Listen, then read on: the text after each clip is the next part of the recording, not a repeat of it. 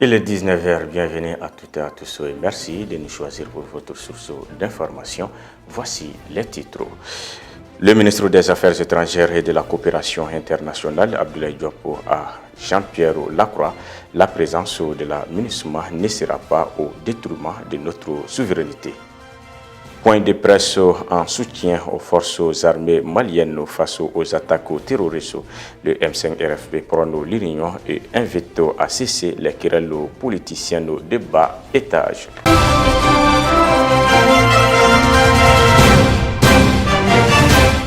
Comme annoncé dans les titres, le ministre des Affaires étrangères Abdoulaye Diop était avec le secrétaire général adjoint aux opérations de paix des Nations Unies, Jean-Pierre Lacroix, pour une conférence de presse. Au cours de cette conférence, la question des 49 militaires ivoiriens a été abordée, ainsi que les dernières brouilles entre la MINUSMA et le Mali. Suivons les commentaires. Le gouvernement du Mali est régulièrement présenté comme hostile à la présence de la MINUSMA. Le ministre des Affaires étrangères et de la coopération internationale s'inscrit en faux contre cette idée. Pour preuve, il recevait ce 26 juillet le secrétaire général adjoint aux opérations de paix des Nations Unies, Jean-Pierre Lacroix. Abdoulaye Diop a précisé la position de son pays vis-à-vis de la MINUSMA, une position de partenariat qui, comme son nom l'indique, est régie par des protocoles bien précis que doivent respecter les deux partenaires. Ceci non seulement pour permettre à l'État malien d'assurer la protection de la mission dont il est le garant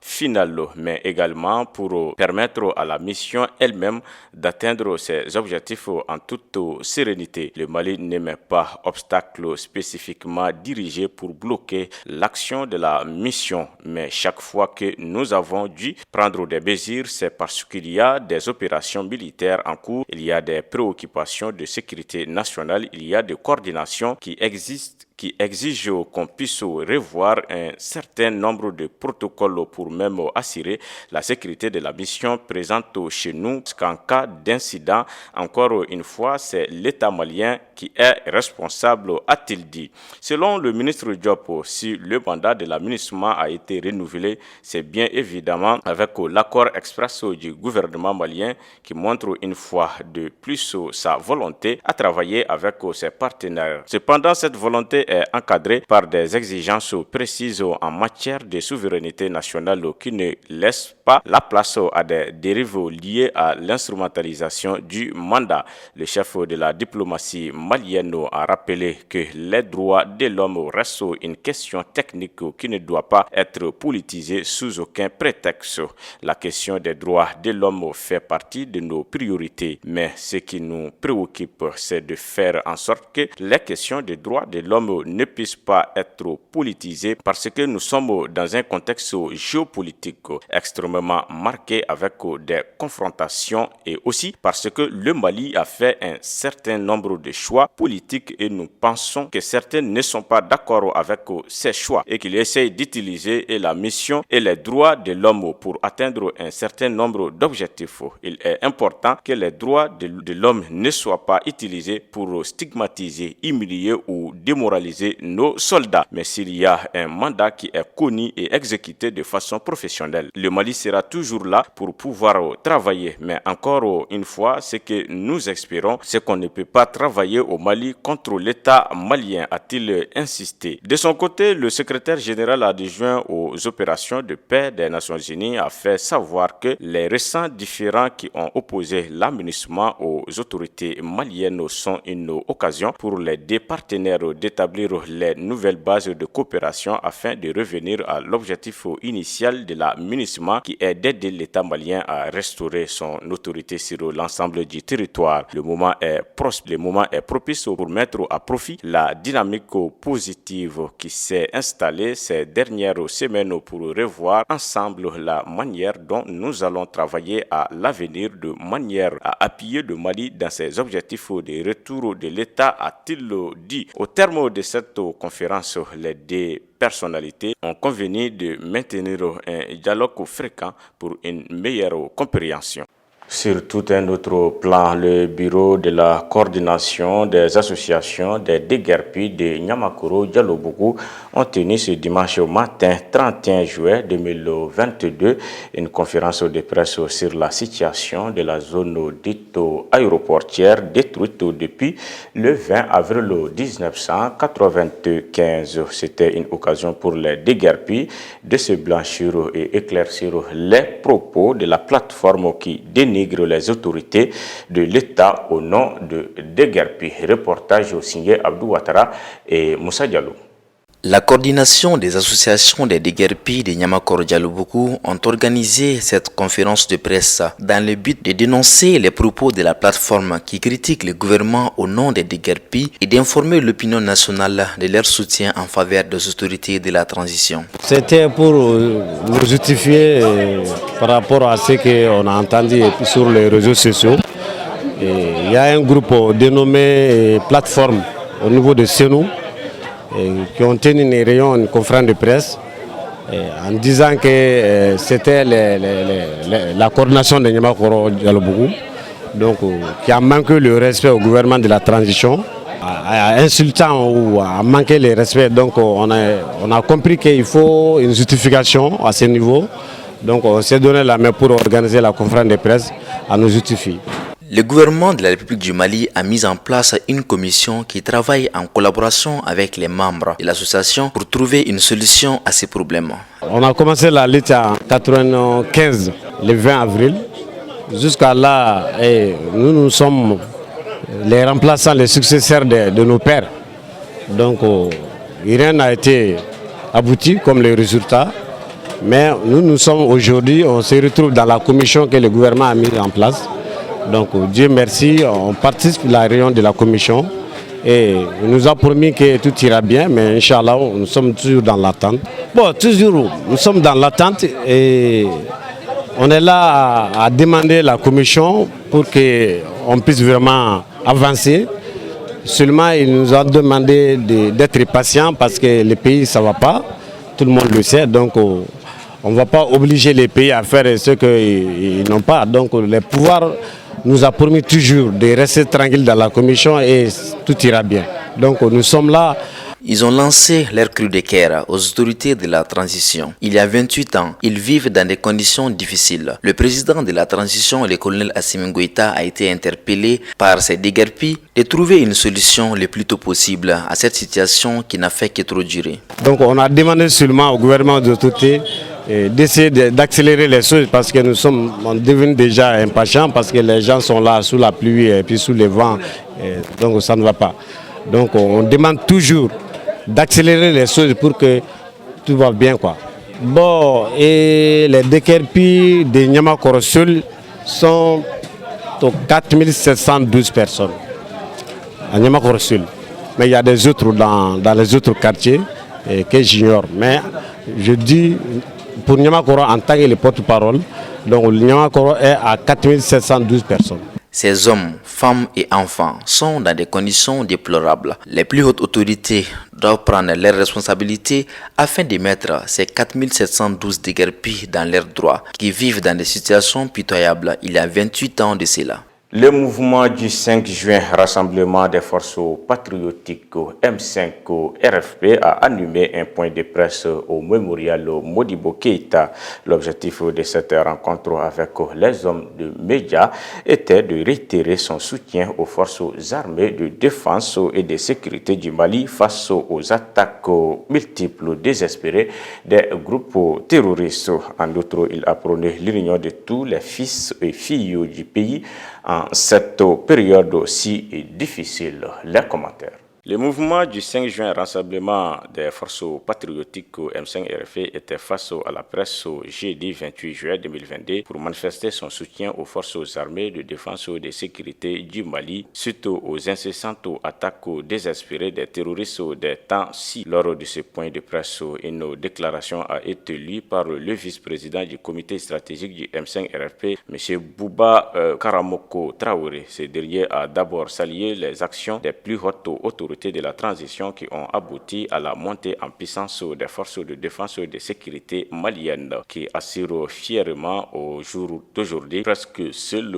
la défense et la sécurité des populations, de leurs biens ainsi que la préservation de la souveraineté et de l'intégrité du territoire national. De ce fait, le comité stratégique du mouvement du 5 juin a tenu à réaffirmer de façon forte et solennelle son plein et entier soutien à nos vaillantes forces de défense et de sécurité présentes sur tous les fronts pour assurer notre quiétude et notre sécurité, selon le mouvement du 5 juin, rassemblement des forces patriotiques. La montée en puissance des forces armées maliennes a permis de réduire suffisamment les forces des groupes armés terroristes. Les groupes armés terroristes sont poursuivis et neutralisés jusque dans leur dernier retranchement. Leur base y est sanctuarisée, détruite des armes et matériel récupéré en quantité de nombreux prisonniers faits. De plus en plus en difficulté sur les théâtres d'opération, ces groupes armés terroristes affaiblis sur le plan militaire adoptent désormais des modes d'action lâches contre les cibles molles et des civils désarmés qui sont impitoyablement assassinés, les greniers brûlés, les bétails emportés, les villages incendiés, a déclaré Bouba Karamoko Traoré, vice-président du comité stratégique du M5RFI. Elle a poursuivi en dévoilant les mouvements méthodes désespérés des forces du mal qui sont pourtant infructueuses. Le M5RFI constate avec amertume la démultiplication des attaques terroristes aveugles d'une cruauté inouïe qui ne sont en définitive que les derniers soubresauts du moribond. En effet, n'ayant plus les capacités offensives pour s'attaquer aux militaires, les groupes armés terroristes évitent toute confrontation directe et procèdent désormais par des attaques kamikazes, des exactions sur les populations civiles désarmées et les poses d'engins explosifs ou improvisés qui sont autant d'actions désespérées et que soit repoussées, soit suivies des ratissages meurtriers contre eux. Le mouvement du 5 juin 2020 a précisé que la montée en puissance des forces de défense et de sécurité du Mali n'a jamais signifié l'arrêt immédiat de ces actions désespérées dont quelques-unes auront malheureusement lieu avant leur éradication définitive et inéluctable. Face à ces menaces dont l'objectif assumé est de destruction de notre pays, le M5RFI s'est dit étonné que certains de nos compatriotes en soient encore à des querelles politiciennes de bas étage, alors que l'urgence de la priorité absolue doit être la sauvegarde du Mali en tant que république laïque, démocratique, républicaine et nation forte et l'indépendance. C'est ainsi que le M5RFI a appelé toutes les Maliennes et tous les Maliens à se convaincre individuellement et collectivement que le temps n'est plus aux chicanes, aux postures et calculs politiciens, mais plutôt à un vaste rassemblement national, une union sacrée autour de nos FAMA de défense et de sécurité pour poursuivre la marche de notre pays vers la refondation et sa souveraineté retrouvée dans le concert des nations. L'enceinte de la caserne chef d'escadron Bala Koné abritant l'école de la gendarmerie nationale a servi de cadre à la cérémonie de sortie des officiers stagiaires de la 13e promotion de l'école d'état-major de la 24e promotion du cours supérieur de la gendarmerie. L'événement était présidé par le secrétaire général du ministère de la Défense et des anciens combattants, le général de division Sidiki Samake. En effet, le commandement des écoles et des centres de formation de la gendarmerie nationale est un pôle d'excellence pour la formation des personnels des forces armées et de sécurité en général, des officiers et sous-officiers de la gendarmerie, en particulier. Cette 13e promotion pour le diplôme d'état-major est composée de 10 stagiaires venant du Mali, du Togo, du Niger, du Sénégal et de la Guinée-Conakry. Quant à la 24e promotion du cours supérieur de gendarmerie, elle compte 20 officiers du Mali, du Togo, du Niger, du Burkina Faso ayant pris part au stage de formation, parmi lesquels figure un personnel féminin, le sous-lieutenant Djeneba Diara du Mali. Vous avez devant vous 30 officiers enthousiastes et performants qui vont se mettre bientôt au service exécutif de la sécurité des citoyens et de leurs biens tout en respectant la dignité humaine et les libertés individuelles, a indiqué à l'assistance le directeur des écoles et des centres de formation de la gendarmerie, le colonel Moucha Philemon Diara. D'après lui, la 13e promotion de l'école d'état-major porte le nom de Feu Souleymane Sidibé, dit Bebel, général de division, et Feu lieutenant Sada Samake est le parrain de la 24e promotion du cours supérieur de la gendarmerie. Ainsi, il a annoncé que la formation dispensée à l'école des officiers de la gendarmerie nationale a atteint ses objectifs. À se dire, au cours de cette formation, les deux promotions ont acquis la maîtrise des connaissances et des compétences nécessaires pour l'élaboration des ordres opérationnels en matière de sécurité et de maintien de la paix, la maîtrise parfaite des techniques d'expression écrite et orale, l'exploitation des logiciels bureautiques, le leadership militaire, la gestion des ressources humaines et la gestion des crises, entre autres. Il a en outre souligné que pour les officiers de la 24e promotion du cours supérieur de la gendarmerie, comprenant 5 officiers africains ainsi que 15 nationaux, la formation a été axée entre autres sur les domaines de la formation des directeurs d'enquête, de commandement opérationnel, de culture générale, les méthodes de rédaction des grands problèmes contemporains, la formation de UNPOL. Et ailleurs, l'accent a été mis sur la préparation à l'exercice du commandement, le professionnalisme et l'ouverture sur l'extérieur.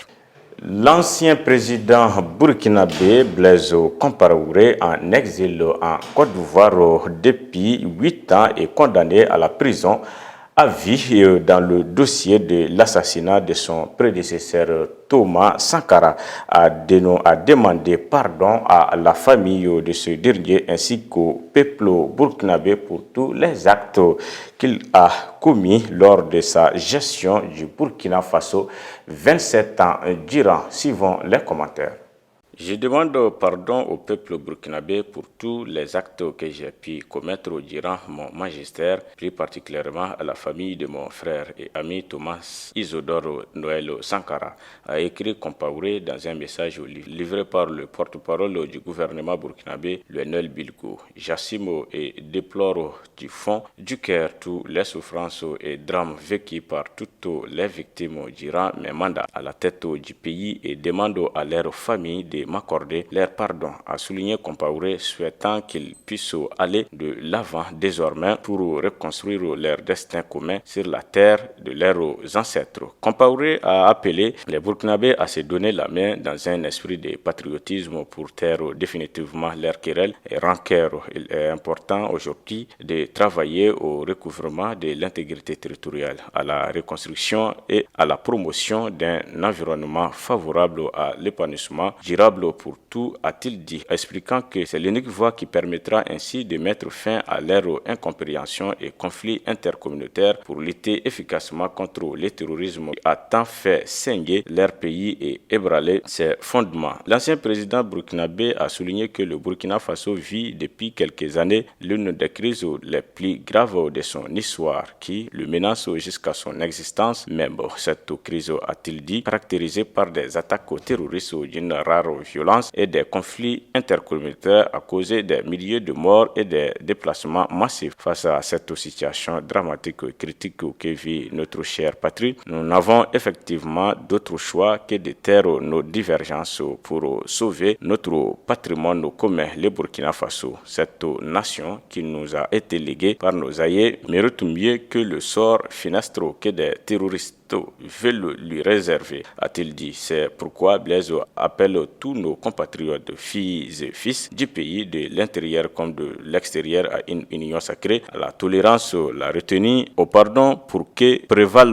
l'intérêt supérieur de la nation. Elle a formulé le vœu que le sang de tous ces martyrs civils et militaires tombés depuis le début de cette grave crise puisse constituer le ciment de leur amour fraternel, l'attachement à la patrie et leur solidarité. La seule question qui reste posée à ce jour est de savoir si la demande de pardon de l'ancien président suspendra les poursuites judiciaires engagées contre lui après avoir été condamné par contumace pour crime. C'est la fin de cette édition. Merci à vous de l'avoir suivi. Bonne suite des programmes sur Niata TV. À bientôt.